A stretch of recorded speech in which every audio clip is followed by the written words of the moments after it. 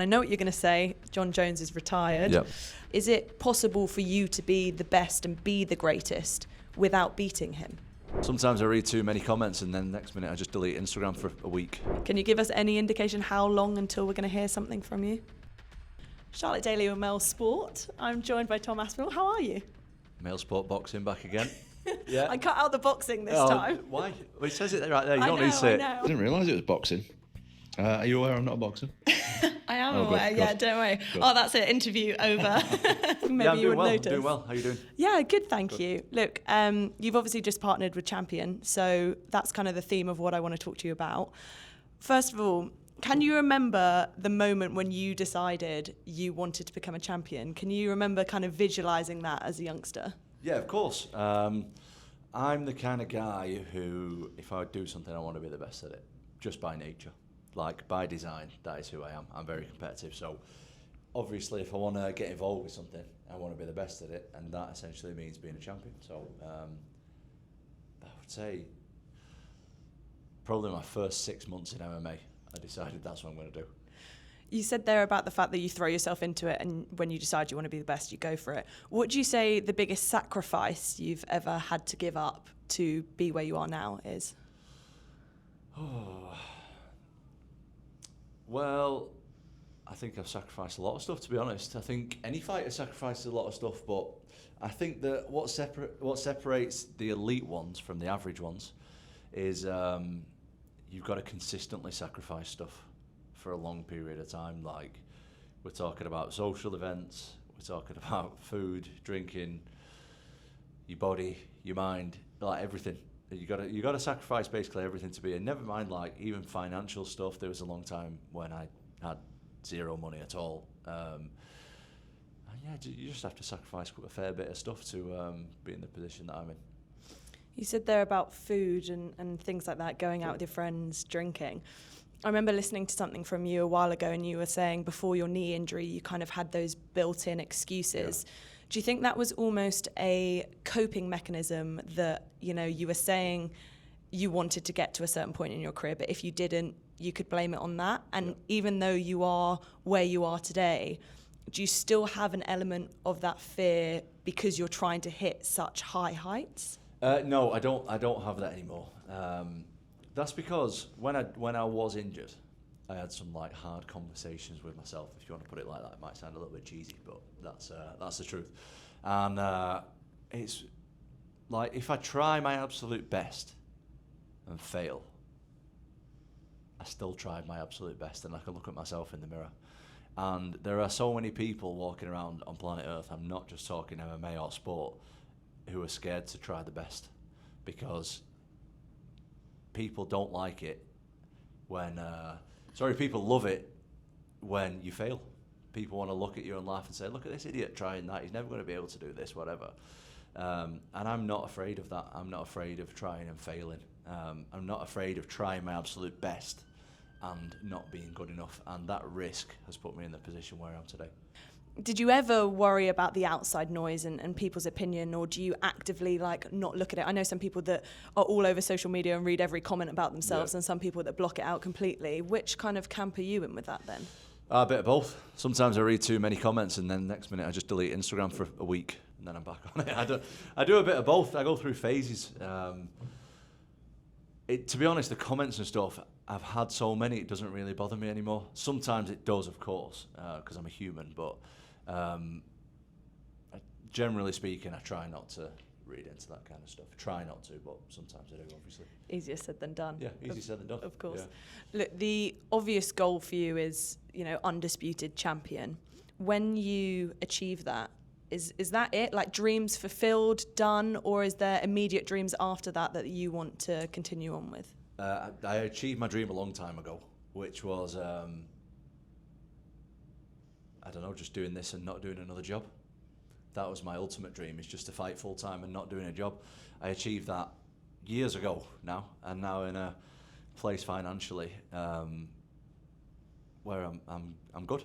I'm good to go. But the dream of dreams is to be the best heavyweight of all time, and I feel like I'm right there about to achieve it. You say that obviously you've got that dream, but then, you know, you're set, and I know everyone in boxing talks about the silk pajamas and things like that. How do you stay motivated day in, day out in the gym when you say, you know, you've got the financial security now and you've got the things that potentially was the driver or the motivator when you first started? Oh, easy, because I love fighting. It's easy. Like, motivation, obviously I always wanted to be financially free. That's everyone's, maybe not dream, but that's what everyone wants, is like to be good financially. But ultimately, money, titles, fame aside, I just ultimately love fighting people. I love the freedom of being able to get in there, letting my training take over, another guy stood across from me, and seeing who wins. That curiosity, that just, I don't even need motivation for that. I love it. I absolutely love it. I don't need any motivation to do that because I love what I do. I absolutely love MMA more than anybody I know. I live for it. You say about the curiosity, and I remember in an interview you once said that the thing that you love about MMA is that it makes you ask questions of yourself, or you find out things about yourself through that kind of contact sport. What questions do you still want to know the answers to? What haven't you learned about yourself that you still want to know? That's a good question. That's a good question. There's always something. I think, how am I going to look later in a fight? That would be nice to know. And I've said that for a long time. The issue is my opponents aren't on board with that. So I'd like to know that. That would be nice. But I don't want to do too much of that. You know, just one time would be fine. And I don't like every fight is like its own little challenge. Of, you know, you've got a different guy across from you who brings different challenges. How do you deal with that kind of guy? And then different circumstances come with that, whether it be time difference, if you fight in another country, whether it be the crowd being against you, whether it be in this guy having really good elbows, for example, or this guy's a really good grappler, or that. Everything brings its own little challenge, and I'm here for it. Yeah. Let's flip that on its head then. So that you've spoken there about the things that you want to learn. What things have you learned about yourself? Has there been anything that you've kind of you've looked in the mirror in terms of MMA and scared yourself or surprised yourself? Anything you've learned in that aspect? Everything. I learned everything about myself from MMA. I think the main thing that I've learned from MMA is like how determined I am, and that is massive, because I don't think a lot of people realise, to get to the point where you're around about this level where I'm fighting right now, you have to be outrageously determined every day to get up and do it. It's tough. It's a really, really tough sport. But not that there's a lot of people who can go in and have a hard session one day, and then they might have a hard session the day after, and they might get a dead leg one day. The next day the neck might be sore. The next day they're tired and whatever. Like, I have done that for 20 years of my life and blocked out all distractions for years and years and years and years, and I still continue to do it, and I still continue to love it, and I want more of it. So I think just how determined I am and how consistently determined I am every day is something that I've learned a lot about myself. How long can you maintain that determination? You know, you said in the last interview that you wanted to kind of get your job done and leave the sport with all your faculties intact and things like that. So how long can you keep that determination, and how long do you see yourself continuing on? I don't know. I'm not sure, to be honest. We'll see. That's like an open question. I'm not really sure. Maybe 2 more fights, maybe 20 more fights. I don't know. It's not something that I'm thinking about a great deal right now, to be honest. Talking of next fights, one of the big topics of conversation is kind of what's next for you. It almost feels like your biggest opponent at the moment is the politics outside of the cage rather than who you're actually facing. How is it? Where are we at? What's going on?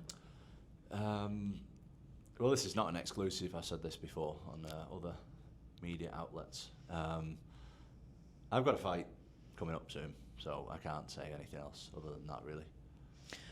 Obviously, you're not going to tell us who, when, or anything like that. I know you're not allowed. But in terms of the heavyweight division, why do you think the top guys are so reluctant to fight at the moment? Do you think it's fear? Do you think it's strategy? Or do you think it's the system just giving them reasons not to? Probably all three, I would imagine. There's a lot of there are a lot of politics involved, unfortunately, but that is the nature of elite sports. That's what happens. It's not something that I've experienced too much of, to be honest, up until the last kind of 10 months of my life. But I think I really believe it's going to come good in the end, and everything's going to work out for the best. So we look forward to that. One more on that as such. You know, the structure of UFC has always been praised for the fact that the best fight the best. Yep. Do you think at the top now that structure is almost slipping a little bit, that we're not seeing that anymore, that it's losing that element of the sport? I hope not, because I love MMA. I really hope that doesn't happen.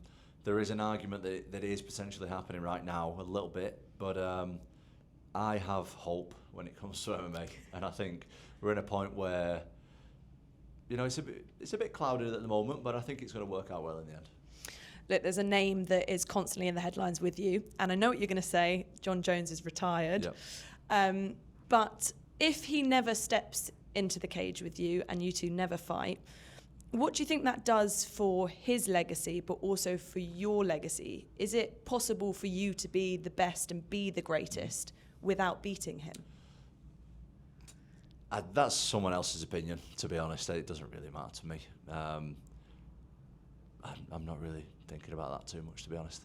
So that sort of stuff doesn't bother No, you, as long as you're fighting the people that are put in front of you. I can only control what I can control. The other stuff is to do with other people. Mm-hmm. Well, if you were to talk to that 10-year-old boy who first kind of put his dreams on becoming a champion, what would you say to him now about the whole kind of ride and the whole journey of this? I'd say I've done pretty good, but like you said before, it's not over yet. We're not in the silk pajamas yet, or whatever the phrase is. It's not the big goodbye speech. Yeah, we're not giving it. There's more work to do, so keep at it and keep enjoying it. Can you give us any indication how long until we're going to hear something from you? Oh, that's going to be in the next couple of weeks. Next couple of weeks. Well, can't wait to hear and looking forward to it.